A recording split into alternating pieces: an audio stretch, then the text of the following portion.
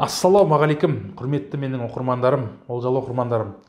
Бүгінгі бір қызық тақырып болайын деп тұр. Олай болса, тақырыпты бастамас бұрын YouTube каналға тіркеліп алыңыздар, және де қоңыраушаны басып қойыңыздар.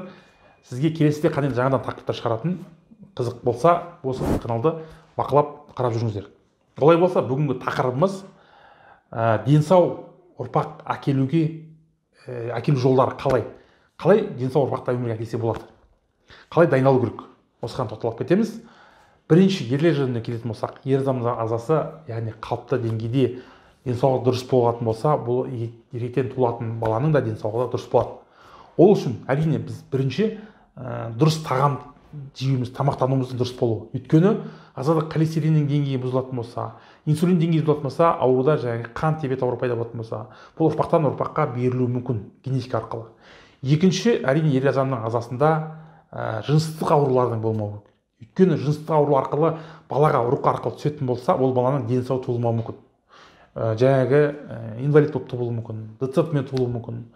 Үшінші, жаңағы әрине ер адамның ағзасындағы қандай да бір гендік ауытқулар болатын болса, ол жаңағы синдромдардың болуына байланысты. Клайнфельд синдромы, басқа да аурулардың кесір генетика арқылы балаға берілуі мүмкін. Және де осыларды болдырмау үшін әрине ер адам жұмыс жасау керек. Яғни өзін күту керек, спортпен шұғылдану, дұрыс тамақтану, таза ауа демалу, өзіне керекті жаңағы дәрумендерді қолданып ағзасын күту.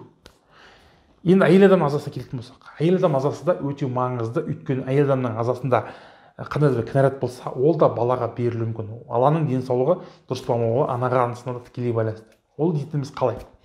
Егер әйел адамның ағзасында қандай да бір темір жетіспеушілікті анемия болса, фолий қышқылдық жетіспеушілік анемия болатын болса, оның барлығы ертең балаға берілуі мүмкін. Ананың өзіне жетпей жатқан жаңағы дәрумен, өзі жетпей жатқан гемоглобин, ол ертең одан туылатын балаға да жетіспеушілік болуы мүмкін. Соған байланысты әйел адамның ағзасында бірінші жаңағы дәруменге толы болу керек, екінші жаңағы темірге толы болу керек, анемия болмау керек, үшінші жаңағы гормондар бұзылыс болмау керек. Пролактин жоғары, стресс гормондарын жоғарылап кетуі, анада болатын болса, бұл балаға тікелей әсер етуі мүмкін. Содан кейін барып, бұл ана жүктілік кезінде гормоналдық препараттарды шамадан тыс қолданатын болса, бұл баланың жаңағы егер ол бала болып туылатын болса, жыныс жолдарының дұрыс дамымай қалуына әкелуі мүмкін.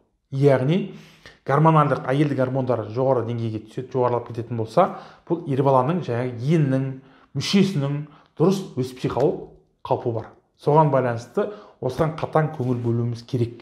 Және де микроэлементтердің ағзаға жетіспеушілігі неге әкелуі мүмкін? Егер фолий қышқылының жетіспеушілігі іштегі баланың нерв жүйесінің дұрыс дамымай қалуына әкелуі мүмкін. Өйткені нерв жүйесінің дұрыс дамымайтын болса, ол баладан ДЦП ауруы туылуы мүмкін. Соған байланысты бұл ер азаматтың ағзасында, әйел азаматтың ағзасында дұрыс қалыпты дені сау болу керек.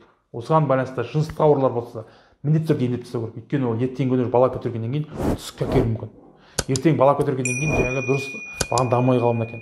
Сонымен қатар қант диабет аурулары, егер де әйел кісінің ағзасында гестационный сахарный диабет пайда болатын болса, яғни жүктілік кезінде қант диабеті ұшырайтын болса, ол да балаға қауіп төндіруі мүмкін. Егер де осы құрметті достар видео ұнаған болса, астына өз пікірлеріңізді жазып кетіңіздер. Осындай аурумен зардап шегіп жүрген, бала жоспарлап жатқан жігіттер болатын болса, қыз балалар болатын болса, міндетті түрде осы видеоны таратыңыздар, бөлісіңіздер. Сіз бір өз досыңызға, туысқаныңызға бір көмегіңізді бересіз. Әрине, бәр нәрсе Алладан, соған байланысты ең алдымен Алладан тілейік, екінші әрекет етейік. Содан кейін барып өмірге қалыпты баланы жоспарлайық. Осы кезде өмірге қалыпты бала туылады. Видео ұнаған болса, достар, астына өзіңіздің пікіріңізді жазыңыз, достарыңызбен бөлісіңіз, біздің парақшаға тіркелуді ұмытпаңыздар. Аман сау болайық.